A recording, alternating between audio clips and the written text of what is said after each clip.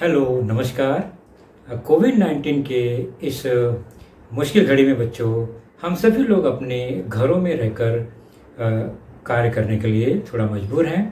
लेकिन मुंबई महानगर पालिका ने आपको घर बैठे ही पढ़ाने या यूँ कहें अध्ययन करने का एक मौका दिया है, जो कि हमारे महानगर पालिका के चैनल द्वारा आपको वीडियो के रूप में लेसन प्रसारित किया जाएगा। और उस लेसन के जो विषय हैं वो आपके स्क्रीन पर दिखाई देंगे और उसके टॉपिक भी आपको स्क्रीन पर ही दिखाई देंगे। तो चलिए शुरू करेंगे हम आज का अपना लेसन। चलिए शुरू करते हैं अपना लेसन। सबसे पहले बच्चों, आप लोग को पता है आसपास हम बहुत सारी वनस्पतियां देखते ही हैं, तो हम सीधे चलते हैं वनस्पतियों के अवयव की ओर। मुख्य अवयव जो कि आपने पिछली कक्षा में भी देखा है। एक साधारण पौधा देखते हैं। अगर यह टमाटर का पौधा है, ध्यान से देखिए इसे, तो इसके प्रमुख अंगों को ध्यान से देखने पर आपको क्या पता चलता है कि इसमें एक घटक है जो ज़मीन के नीचे है, वह है जड़, रूट। फिर ज़मीन के ऊपर बढ़ा हुआ हिस्सा सीधा तना हुआ, जिसे हम तना, स्टेम कहते हैं। उसके बाद उसमें निकली हुई हरी हरी पत्तियाँ, पत्ते, लीफ। फिर कुछ रंग बिरंगे, कुछ सफ़ेद, अलग अलग रंग के ये घटक है, फूल, फ्लावर। और फिर उसमें फल लगते हैं, जिसे आप देख रहे हैं, फल, फ्रूट। तो जड़, तना, पत्ते, फूल और फल ये एक किसी भी सामान्य वनस्पतियों के प्रमुख अवयव होते हैं।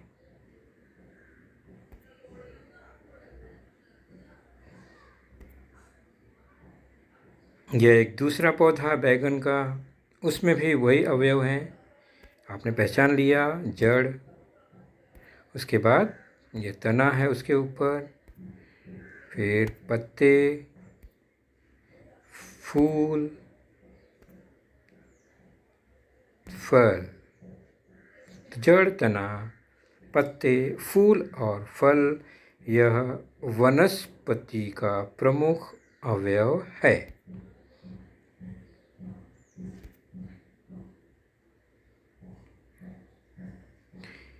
किसी एक बीज को जब ज़मीन में लगाते हैं बच्चों, तो उसमें से एक पौधा उगता है। आपने अनुभव किया होगा इस तरह से, चना, मटर या इमली के बीज या गेहूं का पौधा अगर आपने मिट्टी में कभी लगाया हो, तो कुछ दिनों में इस तरह से पौधा निकलता है। तो सामान्य निरीक्षण करने पर हमें किसी भी पौधे की शुरुआत कैसे होती है वह पता चलता है। मान लीजिए यह बीज है, तो बीज में से सबसे पहले एक अवयव निकलता है, अंग निकलता है, जो नीचे की ओर ज़मीन की ओर बढ़ता है और एक ऊपर की ओर बढ़ता है धीरे धीरे। जो नीचे की ओर बढ़ने वाला हिस्सा है उसे मूलांकुर, रेडिकल कहते हैं, और जो ऊपर की ओर बढ़ने वाला हिस्सा है उसे प्रांकुर, प्लूम्यूल कहते हैं। तो जड़ का निर्माण कहाँ से हुआ? जड़ का निर्माण बीज से हुआ, और किस भाग से होता है? जो नीचे की ओर बढ़ता है, यानी मूलांकुर से। The part that grows from inside the seed towards the soil is called the radicle.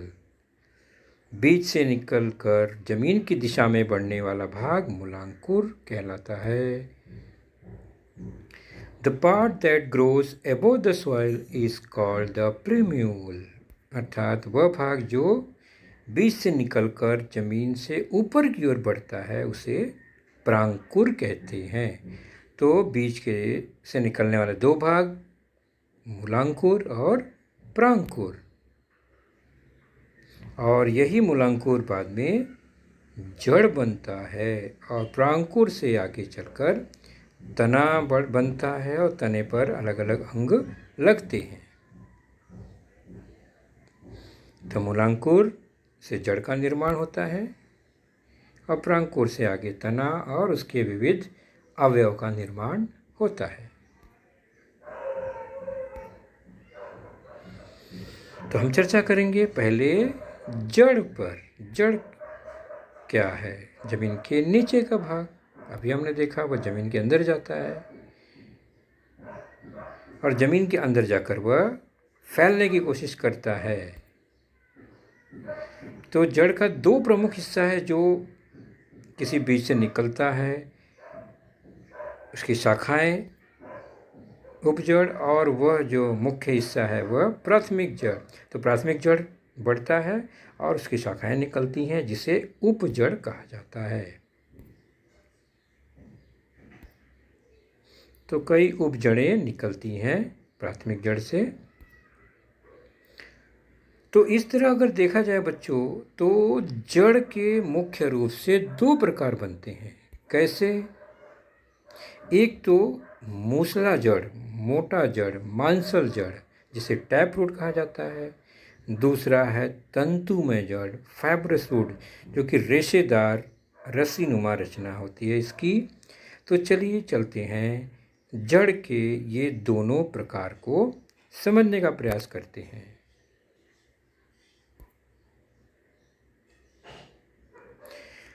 तो हमने जाना मूलांकुर से ही जड़ की वृद्धि होती है। यह वृद्धि जमीन के भीतर होती है और जड़ के दो प्रकार होंगे, एक मूसला जड़ टैप रूट, दूसरा तंतुमय जड़ फाइब्रस रूट।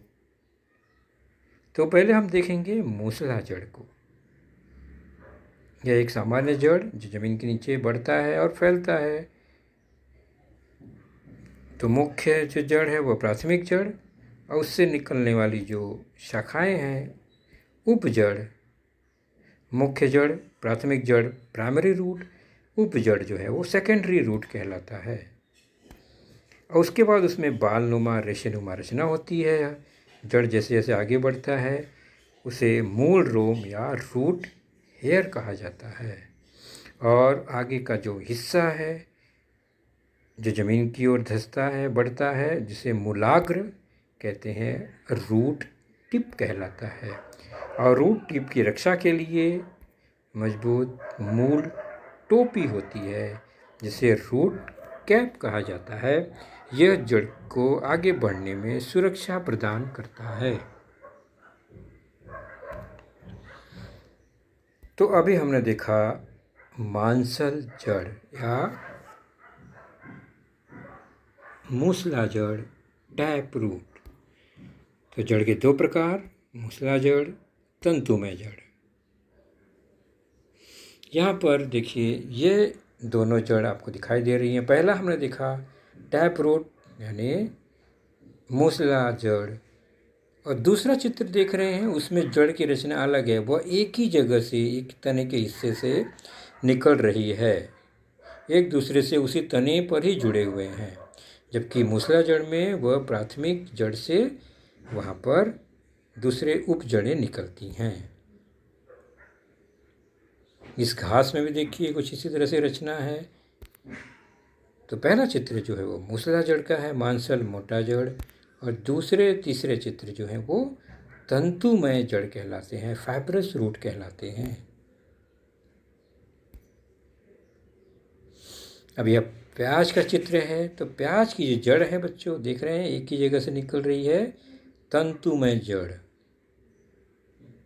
वैसे बांस की रचना, बांस की जड़, उसी प्रकार मक्के का पौधा, उसकी जड़ें भी इसी तरह से एक जगह से निकलती हैं और आगे ज़मीन में बढ़ती हैं।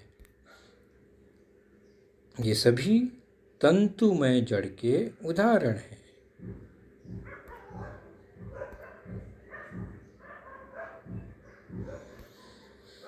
तो तंतुमय जड़ किन पौधे में होता है?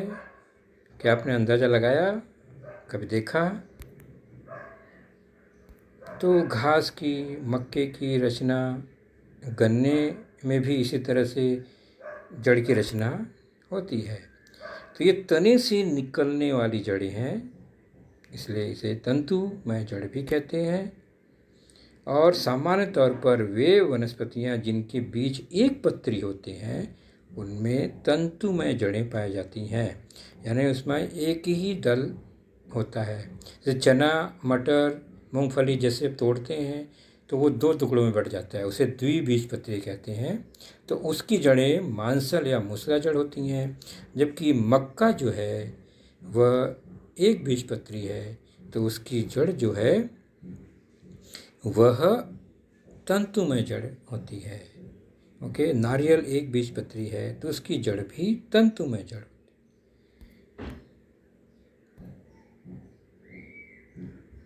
तो ये कुछ उदाहरण हैं आपके सामने, मूसला जड़ और तंतुमय जड़ के उदाहरण हैं। गाजर, चुकंदर, मूली ये सब मूसला जड़ के उदाहरण हैं, जबकि मक्का विशेषकर यह तंतुमय जड़ का उदाहरण है। विविध प्रकार के घास जो है वह तंतुमय जड़ का उदाहरण है। बांस जो है वो तंतुमय जड़ का उदाहरण है। और यह तंतुमय जड़ें एक बीजपत्री वनस्पतियों की जड़ें होती हैं, और जो मूसला जड़ है वो द्विबीजपत्री वनस्पतियों की जड़ें होती हैं। तो आखिर इन जड़ का कार्य क्या है? कोई भी जड़ हो, उनका कार्य क्या है? तो एक उदाहरण पर देखते हैं। एक बोतल में पानी रखकर उसमें एक पौधा रखते हैं और उसके स्तर को नोट कर लेते हैं। 1-2 दिन बाद हम देखते हैं कि उसका स्तर कम हुआ है। 1-2 दिन में पानी का स्तर कम हो गया। आखिर पानी गया कहाँ? तो वाष्प बनकर इतना पानी नहीं उड़ा है, ये पानी पौधे ने ले लिया है अपने लिए। तो जड़ क्या करती हैं? पौधों के लिए पानी और अन्य आवश्यक पोषक घटकों का अवशोषण करती हैं। यहाँ पानी है तो पानी ले लिया, जमीन में होती तो ये और भी घटक को अवशोषित करती। तो पानी और भोजन का अवशोषण करना प्रमुख कार्य हुआ। उसके बाद मिट्टी को पकड़ के रखना, जकड़ के रखना और पौधे को आधार देने का काम भी जड़ का ही होता है। इसलिए इतना बड़ा विशाल वृक्ष कैसे खड़ा रहता है? तो जड़ के कारण खड़ा रहता है। जड़ उसको, जमीन को पकड़ के रखता है, जिसके सहारे यह पूरा का पूरा वृक्ष खड़ा रहता है। तो वृक्ष को आधार और जमीन को पकड़ के रखना। अब ये जो हिस्सा आप देख रहे हैं यह जमीन के ऊपर का है, मोटा पतला, ये सब तना कहलाता है, जमीन के ऊपर का भाग, जो कि प्रांकुर से निर्मित होता है। तो यह वनस्पति का दूसरा अंग तना, जो जमीन के ऊपर है।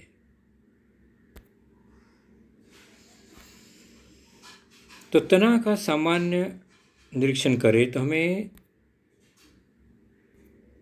ध्यान से देखने पर पता चलता है कि जहाँ से पत्तियाँ या नई शाखाएं निकलने का एक जगह होता है, वहाँ गांठें होती हैं। तो थोड़े थोड़े दूर पर गांठें होती हैं, वहाँ से पत्तियाँ निकलती हैं।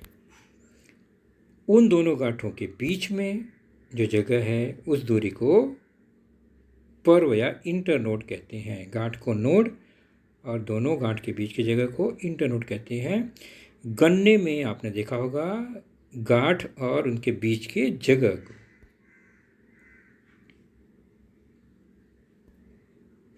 उसके बाद यहाँ पर मुकुल होता है, जहाँ से नया एक शाखा फूटता है, बड।